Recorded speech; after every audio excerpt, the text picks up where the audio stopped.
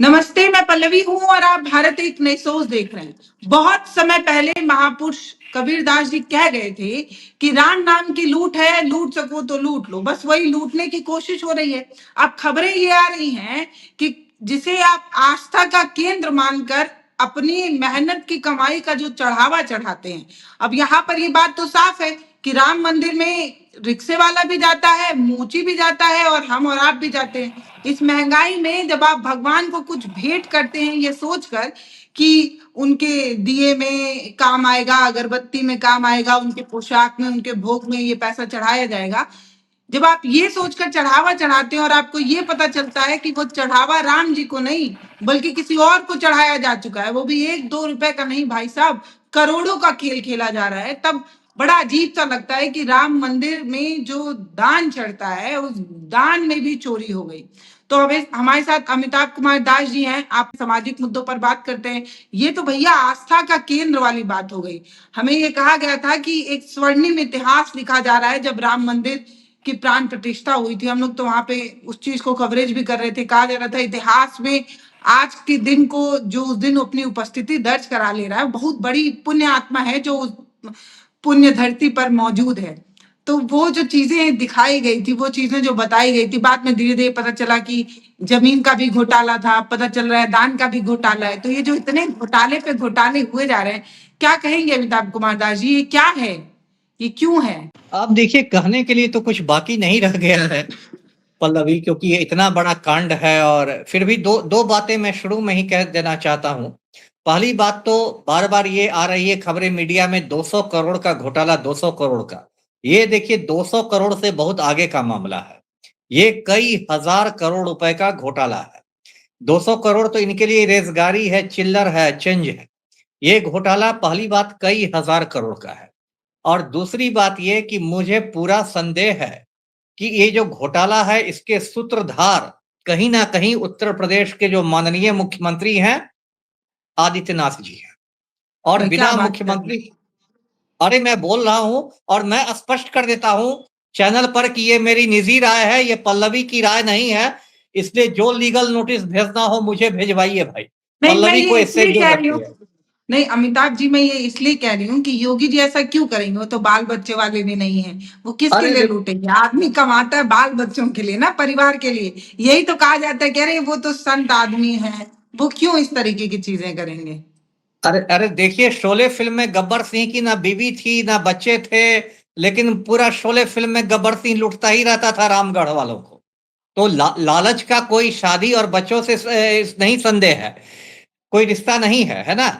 तो देखिए क्या होता है, ये पूरी बातें मैं दर्शकों को शुरू से बताता हूं। ये जो राम मंदिर है अयोध्या का, इसकी प्राण प्रतिष्ठा हुई थी वही 22 जनवरी 2024 को, आपको याद होगा। और बड़े धूमधाम से प्राण प्रतिष्ठा हुई और ऐसा बताया गया कि देश भर में मतलब एक लगा कि राम राज्य का अब सूत्रपात हो गया है। अब बकरा और शेर एक ही मतलब घाट पर पानी पिएंगे और बिल्कुल जो कहते हैं ना, दैहिक दैविक भौतिक किसी तरह को कोई कष्ट नहीं रहेगा। मतलब बहुत बड़ा ऐसा बनाया गया था, उस समय माहौल बनाया गया था।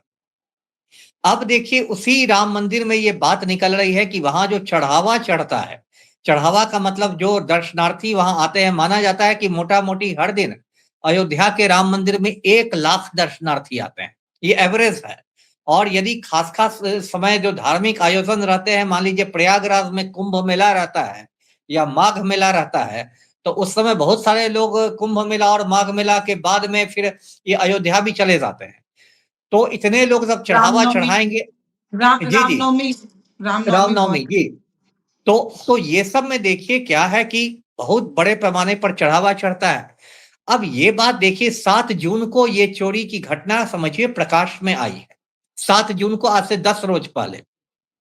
और ये देखिए, भाजपा वाले इतने मतलब मैं क्या कहूं, पतित हैं या जो कहें, जहां इनको पता चला कि ये बात अब लीक हो रही है कि पूरे बीजेपी आईटी सेल ने अखिलेश यादव की बेटी को लेके बहुत ही एक घिनौना मतलब दुष्प्रचार शुरू कर दिया, है ना। मतलब बहुत ही गंदी गंदी बातें, एकदम झूठी बातें अखिलेश यादव की बेटी को लेके इन लोगों ने कहनी शुरू कर दी। पूरे आईटी सेल का एक सुनियोजित अभियान शुरू हो गया। खैर देखिए, सांच को आंच नहीं, आप कितना भी ये अभियान चलाइए, सच्चाई तो आ जाएगी। अब देखिए क्या बात आ रही है की चढ़ावा में चोरी हुई थी और उसमें कुछ किरदार भी आए हैं, बड़े बड़े किरदार। पहला किरदार मैं दर्शकों को बताता हूं, चंपत राय है। ये जो चंपत राय हैं, श्री राम जन्मभूमि तीर्थ क्षेत्र ट्रस्ट। ट्रस्ट जो है, जो प्रबंधन समिति आप कह सकते हैं, जो मैनेज करता है राम मंदिर को, उसके ये सचिव हैं चंपत राय बंसल। अब ये जो चंपत राय बंसल हैं, एक समय आपको अशोक सिंघल के बहुत मतलब आप कह सकते हैं उनकी आंखों के तारा हुआ करते थे। और चंपत राय अभी सचिव हैं, काफी मतलब शक्तिशाली पद पर हैं। इनके बारे में गोदी मीडिया ने एक समय हमें बहुत सारी कहानियां सुनाई थी कि भोजन में सिर्फ 1.5 रोटियां लेते हैं। सुन लीजिए पल्लवी, भोजन में ये सिर्फ 1.5 रोटियां लेते हैं। मैं अपने को सिंपल आदमी मानता हूं, तब भी मैं 2 रोटियां खा लेता हूं, लेकिन चंपत राय सिर्फ 1.5 रोटियां खाते हैं और शाम में बस रामदाने की खिचड़ी खाते हैं। मतलब गोदी मीडिया ने बताया था कि इतना ज्यादा सादगीपूर्ण इनका व्यक्तित्व है। और अब इनके बारे में आ रही है कि 1.5 रोटी खाने वाले ने करोड़ों रुपए खा लिए। दूसरा जो नाम आ रहा है वो इनके ड्राइवर का है, टिन्नू यादव का। और टिन्नू यादव जो है वो अयोध्या के ही हैं, लोकल व्यक्ति हैं। अयोध्या का एक मोहल्ला है, स्वर्ग द्वार नाम है। नाम भी देखिए एकदम सतयुग का नाम लगता है, स्वर्ग द्वार।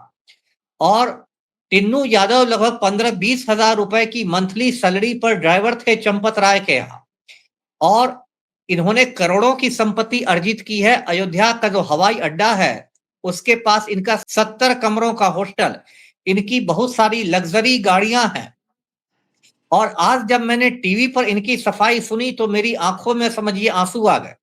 टिन्नू यादव का कहना है कि मैंने जो करोड़ों की संपत्ति बनाई है वो मैंने ऑटो चलाकर बनाई है ना। ऑटो चलाकर इन्होंने संपत्ति बनाई है और ये इनके पसीने की कमाई है, समझ जाइए। तो ये टिन्नू यादव है। एक तीसरे किरदार है, उनका नाम है लवकुश मिश्रा। लवकुश मिश्रा जो हैं, इनके ससुर जी राम मंदिर के कर्मचारी थे, इन्होंने लवकुश मिश्रा को भी काम पर रखा दिया। अब लवकुश मिश्रा के घर की जब तलाशी हुई है तो गोबर के अंदर से करोड़ों रुपए निकले हैं। देखिए, घोटाला में भी इन्होंने अपने सनातनी संस्कार नहीं छोड़े। काली कमाई छिपाई भी कहां, तो गौ माता के गोबर में छिपाई। इसी बात पर हम लोग जय श्री राम बोल सकते हैं। तो ये काम किया लवकुश मिश्रा ने। अब इनके एक साला हैं, उनका नाम है अनुकल्प मिश्रा। अब अनुकल्प मिश्रा ने भी करोड़ों रुपए खाए हैं। एक बड़ा किरदार है इस चढ़ावा कांड में, उसका नाम है केडी तिवारी।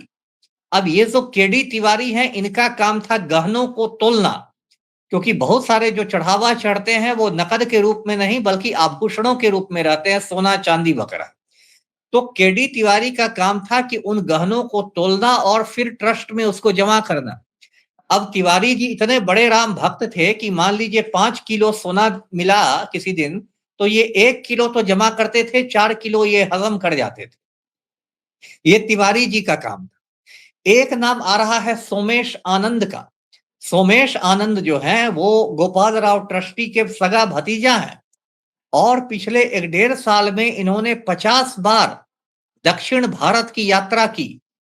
और कहते हैं कि ये ट्रेन से जाते थे, बड़े बड़े बोरों में नकद और आभूषण भर के कर्नाटक ले जाते थे, कहां कहां ले जाते थे उसको ठिकाने लगाते थे और फिर हवाई जहाज से, वायु मार्ग से वापस आते थे। तो ये एकदम मतलब एक कहते हैं ना सुनियोजित लूट खसोट चली है। और पिछले 8-10 महीनों के सीसीटीवी फुटेज डिलीट कर दिए गए हैं, मिटा दिए गए हैं। मतलब लुटेरों ने कोई आप ये छोड़ा नहीं है कि कोई सबूत हो, कुछ नहीं। कितना ये सुनियोजित लूट है, आप इस समझ सकते हैं कि ये कि सीसीटीवी फुटेज भी मिटा दिए गए। सबसे अजीब बात यह है पल्लवी कि इस पूरे केस में अब तक कोई एफआईआर दर्ज नहीं हुआ। राम जन्मभूमि पुलिस स्टेशन में कोई प्राथमिकी नहीं दर्ज हुई है, जबकि एक टूटी हुई सेकेंड हैंड साइकिल की भी चोरी होती है तो पुलिस में एफआईआर दर्ज होती है। कोई एफआईआर दर्ज नहीं हुई है। अब वहां एक धर्म सेना के अध्यक्ष हैं, कोई संतोष दुबे हैं। अब उन्होंने जाके तहरीर दी है, आवेदन दिया है राम जन्मभूमि पुलिस स्टेशन पर कि इस पर एफआईआर हो। अब पता नहीं एफआईआर होगा कि फिर वो लोग योगी जी के ग्रीन सिग्नल का इंतजार करेंगे। और जब ये मामला काफी बढ़ गया तो यूपी सरकार ने एक एसआईटी बनाया है। 3 लोगों का एसआईटी है जिसमें लखनऊ के कमिश्नर हैं, कोई प्रकाश पंत करके हैं, और उसमें एक किरण एस हैं, लखनऊ के आईजी हैं, और एक नील रतन कुमार है। 3 लोगों का एसआईटी बना है, और ये एसआईटी मैं कहूं कि सिर्फ टाइम पास कर रहा है, कुछ ठोस काम नहीं किए। कायदे से तो अब तक चंपत राय की गिरफ्तारी होनी चाहिए थी, लेकिन उसके लिए एफआईआर पहले जरूरी था। अब ये लोग लगता है चंपत राय को देश से भागने का मौका दे रहे हैं। तो ये जो कुछ हुआ है, ये मतलब अब मैं क्या कहूं, बहुत शर्म की बात है। और राम के नाम पर जो लूट मची है, करोड़ों लोगों की आस्था के साथ खिलवाड़ हुआ है। जी पल्लवी। ये जो पूरी घटना है, ये आम इंसान का भरोसा तोड़ती है, क्योंकि हम ये सोच कर जाते हैं कि हम राम को कुछ भेंट करेंगे, हमारा कष्ट कट जाएगा। लेकिन किसे क्या पता है कि जो भेंट चढ़ाया जा रहा है वो राम तक नहीं, राम भक्तों तक पहुंच जा रहा है। अब बिल्कुल राम जी खुद तो वो पैसा इस्तेमाल करेंगे नहीं, तो जो उनकी सेवा कर रहे हैं, सेवादार हैं, वो सोच रहे हैं हमारे ही काम आ जाए। आखिर हम सेवा बिल्कुल करते हैं, हमारा हक बनता है। बिल्कुल। नहीं, वही मैंने कहा ना कि ये तो आस्था के साथ खिलवाड़ हुआ ना। अब इसमें देखिए, 1200 से ज्यादा रामशिलाओं की चोरी हुई है। रामशिला मतलब राम जी की ईंट। और ये ईंटें कोई साधारण ईंटें नहीं थी कि मिट्टी की पकाई हुई ईंटें नहीं थी। इसमें से बहुत सारी ईंटें सोने चांदी की ईंटें थी। बहुत सारी ईंटों में रतन जड़े हुए थे, मतलब रतन से जड़े हुए ईंटें थी। उनकी चोरी हुई है, और वो एक दो ईंट नहीं, 1250 ईंटें कही जा रही है। हनुमान जी के सोने की गदा चोरी हो गई, बताइए। तो सोने की गदा कोई 5-10 रुपए की तो लाखों रुपए की होगी, बताइए। हनुमान जी की गदा आपने चुरा ली। और इस तरह से खुलेआम लूट हुई है, और लोगों ने करोड़ों रुपए कमाए हैं। ये तो भाई अम, और इस पर गोदी मीडिया का एकदम कहते हैं ना, इतना सन्नाटा क्यों है भाई। पूरा जो गोदी मीडिया में इतने बड़े बड़े झालमुड़ी पत्रकार सब बैठे हुए हैं, सब बिल्कुल सन्नाटा अभी वहां छाया हुआ है। जी पल्लवी। स्क्रिप्ट नहीं आया है अभी ऊपर से, जब ऊपर से हाँ स्क्रिप्ट आएगा तभी तो पढ़ा हाँ जाए। हाँ, स्क्रिप्ट अभी नहीं आया है। जी, इसमें अमिताभ गोदी जी इस मीडिया पे किसी। जी। बोल जी बोलिए। अमिताभ जी मैंने इस कहा पे कि गोदी पहले मीडिया किसी मुसलमान को खोज रही होगी। कोई मुसलमान का यदि एंगल मिल जाया जाएगा, तो फिर चढ़ावा जिहाद पर उसके 3-4 एपिसोड बन जाएंगे। लेकिन अब तक किसी अब्दुल पंचर वाले का नाम नहीं आया है, इसलिए चढ़ावा जिहाद पर कोई शो नहीं हो रहा है प्राइम टाइम पर। जी पल्लवी। जैसे ये पूरी जब घटना सामने आई तो पहले इसको गलत बताने की कोशिश हुई, फेक है, गलत है, ये तो विपक्ष का चलाया गया कुछ है। फिर धीरे धीरे जब चीजें सामने आई तो किसी छोटे मोहरे को पकड़ने की कोशिश हुई कि जो पैसा गिनते थे उन्होंने पैसा चुरा लिया। तो कहीं ना कहीं इस बार भी ये कोशिश थी कि किसी और के कंधे पर बंदूक रखकर चला दिया जाए, निशाना भी लग जाए और हम बच जाए। हर बार की तरह नहीं यही वो करने की कोशिश। नहीं, वो तो प्राचीन परंपरा है। कोई भी घोटाला होता है इस देश में, तो जो उस घोटाले की सबसे कमजोर कड़ी होती है, उसको बलि का बकरा बना दिया जाता है, और उसके बाद सारा ठीकरा उसी के सर पर फोड़ दिया जाता है। और ये पूरा कश्मीर से कन्याकुमारी तक पुलिस का पैटर्न है। और किसी बड़े मगरमच्छ पर हाथ नहीं डाला जाता है, छोटी छोटी मछलियों को पकड़ के बंद कर दिया जाता है। इसमें भी वही होगा। अब देखिए, ब्रजभूषण शरण सिंह का बयान आया। ब्रजभूषण शरण अरे सिंह वो खुद तो एक बहुत। सीधे ही बोलते हैं कि हम नाम ले लेंगे तो कुछ लोगों को दिक्कत हो जाएगी, और हम मतलब अपनी अपनी जान की भी उनको चिंता सता रही है। एक आप बाहुबली ये बात बोल रहा है। वही वही आप खुद सोचिए कि जिस ब्रजभूषण शरण सिंह की वजह से दूसरों के प्राण खतरे में रहते हैं, यदि उनको अपने प्राणों की चिंता हो गई, तो समझिए कितने बड़े बड़े लोगों का इसमें हाथ होगा। तो ये तो कॉमन सेंस की बात। कैसरगंज के जी सांसद हैं। चुनाव के समय हम लोग क्योंकि उस इलाके को कवर कर चुके हैं, जब हम लोग उधर जाते थे तो मतलब एक अलग तरीके का दबदबा था उनका अपने क्षेत्र में, इतना उनका रुतबा जी जी। था। वो तो बाहुबली जी इंसान ये कह रहा है कि हम नाम नहीं ले सकते, कुछ बड़े बड़े लोगों को दिक्कत हो सकती है। इनको भी अपने जान का खतरा है एक तरीके से, जब वो तो इस तरीके की आप बातें आप करें। खुद समझिए, बाहुबली यदि किसी से घबराया हुआ है, तो वो कितना बड़ा बाहुबली होगा। तो इसी से आप समझिए कि कितने बड़े बड़े लोगों का हाथ है। और इसको भी देखिए तो छिपाने इस की जांच और से कुछ सामने आ पाएगा या नहीं आ पाएगा, क्योंकि खाने वाले भी वही हैं, छिपाने वाले भी वही हैं, और जांच करने वाले भी वही हैं। तो कुछ सामने आ पाएगा या कुछ सच अब जनता जान पाएगी कि उसके मेहनत की कमाई कौन लूट ले गया, कौन ले गया, नहीं, ये कुछ पता चल पाएगा या भूल जाए हम। नहीं नहीं भूल जाएगा। देखिए 2-4 दिन तक मामला गर्म रहता है, उसके बाद जो आदमी की, एक आम आदमी की याददाश्त आप जानते हैं। अब किसको क्या याद है कि भाई वो अशोक खराट मामले में कौन महिलाएं थी और कौन लोग था।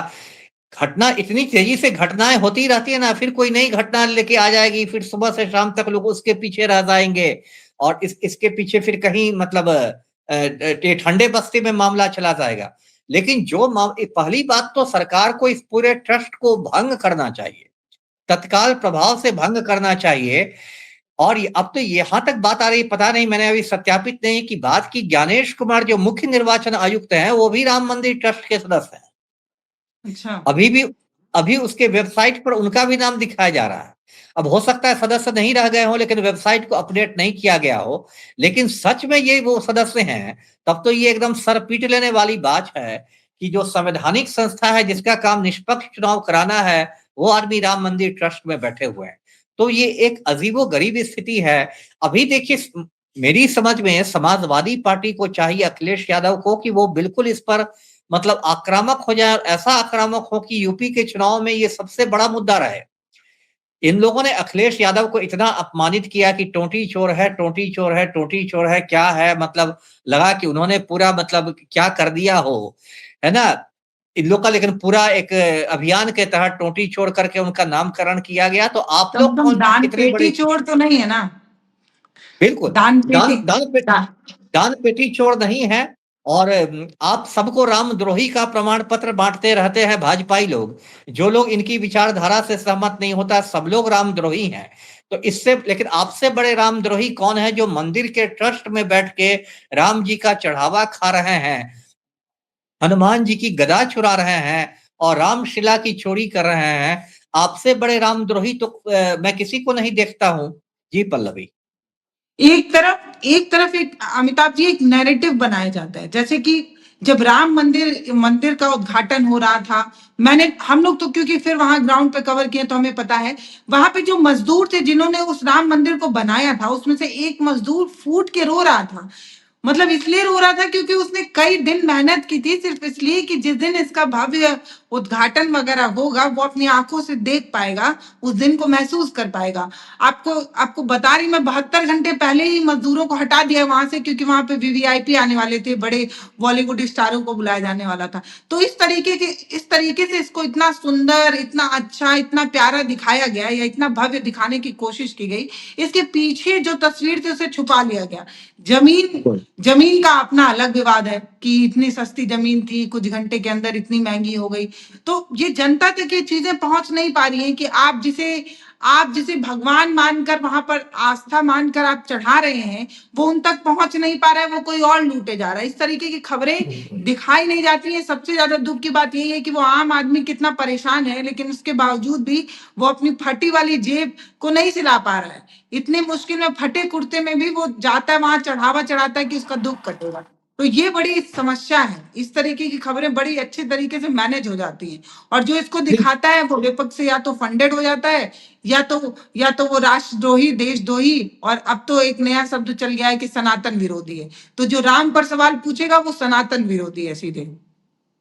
नहीं, वो तो इन लोगों ने सबके लिए देखिए ठप्पा बना के रखा है। यदि मुसलमान कोई सवाल करे तो वो पाकिस्तानी है, कोई मतलब किसान सवाल करे तो वो खालिस्तानी है, कोई पढ़ा लिखा आदमी गरीबों की बात करे तो अर्बन नक्सल है, यदि जेएनयू के बच्चे लड़ाई करे तो टुकड़े टुकड़े गैंग है, खान मार्केट गिरोह है, और यदि कुछ नहीं मिले तो कह देंगे कि इनकी फंडिंग जॉर्ज सोरोस कर रहा है ना?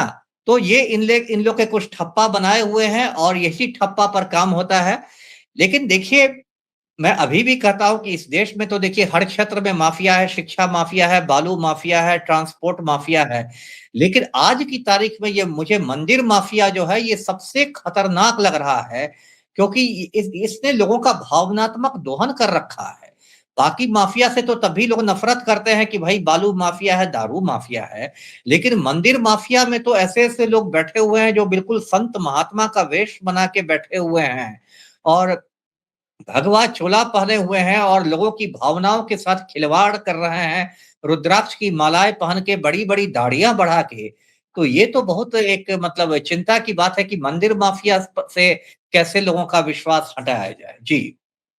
देखिए, तमाम तरीके की खबरें हैं जिसमें गोरखपुर से सांसद आते हैं रवि किशन, वो कह रहे हैं कि जिन लोगों ने भी लूटा है उन पर सख्त कार्रवाई की जाएगी। तमाम लोग अपनी-अपनी राय दे रहे हैं। अब कुछ लोगों का ये कहना है कि जिन लोगों को राम मंदिर में घोटाला नज़र आता है वो लोग बताएँ कि बाबरी का चंदा कहाँ से आया है? तो पहले ये बताइए कि बाबरी का चंदा कहाँ से आएगा? बाबरी मस्जिद का चंदा कहाँ जाएगा? वो लोग राम मंदिर पर बात करें, उन्हें उसकी चिंता नहीं सता रही है।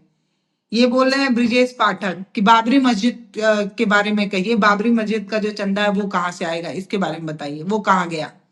जब आप किसी मंदिर के बारे में बात करते हैं तो इनको तुरंत से जाली टोपी और दाढ़ी नजर आने लगती है। ये जल्दी बड़ी टोपी और समस्या है। दाढ़ी, ये मुद्दों को भटकाना है जी। सबसे सबसे दुख की बात यही है कि ये जो आम लोग हैं ना, जिन्हें इस तरीके की खबरें पता ही नहीं चल पाती हैं, जी और हम जैसे लोग ये बताने की कोशिश भी करते हैं, लेकिन हम शायद उतना उतना ज्यादा हमारा अ, फैलाव नहीं है, या हम उस घर तक नहीं पहुंच पा रहे हैं जहां पर आज भी आस्था की पट्टी बांधकर आप ही के झोली में हाथ डालकर आप ही का पैसा निकाला जा रहा है और आपको नहीं, भनक भी नहीं चल पा रही है। नहीं, बिल्कुल सही आपने कहा। और देखिए, इस पूरे मुद्दे पर बागेश्वर बाबा कहाँ हैं? वो अभी पर्ची निकालने क्यों नहीं आ रहे हैं? या जो बहुत बढ़िया। प्रेमानंद महाराज की दिव्य दिव्य दृष्टि जो है, राम भद्राचार्य की जो दिव्य दृष्टि है कि वो नेत्रहीन होकर भी सब कुछ देख लेते हैं दिव्य दृष्टि से, तो राम भद्राचार्य की ना दिव्य दृष्टि काम आ रही है, ना बागेश्वर बाबा की पर्चियां कुछ बता रही हैं, जबकि राम मंदिर से ही इतना बड़ा घोटाला हो गया। तो ये क्या हो रहा है? तो ये तो देखिए, नए जमाने के महमूद गजनवी लोग हैं। जिस तरह महमूद गजनवी ने सोमनाथ मंदिर लूटा था, ईडी सीबीआई वैसे ये ईडी सीबीआई का कोई एक्शन उतना बड़ा दिखा नहीं कि फॉरेन, हमारे यहाँ तो बड़ा बुलडोजर भी गरजता है। हम लोग तो उत्तर प्रदेश से हैं, गोरखपुर और लखनऊ बहुत दूर भी नहीं है, अयोध्या तो एकदम सटे ही हुए है, तो बुलडोजर नहीं पहुंच रहा है किसी के घर। जब इतने नाम सामने आ रहे हैं तो थोड़ा एक आध ठो बुलडोज उलडोज किया जाए, नहीं, नहीं, देखिए, ऐसा तो कोई। बुलडोजर कैसे पहुंचे? बुलडोजर अगर सच में चला ईमानदारी से, तब तो वो उसको 5 कालिदास मार्ग की ओर मुड़ना पड़ेगा ना।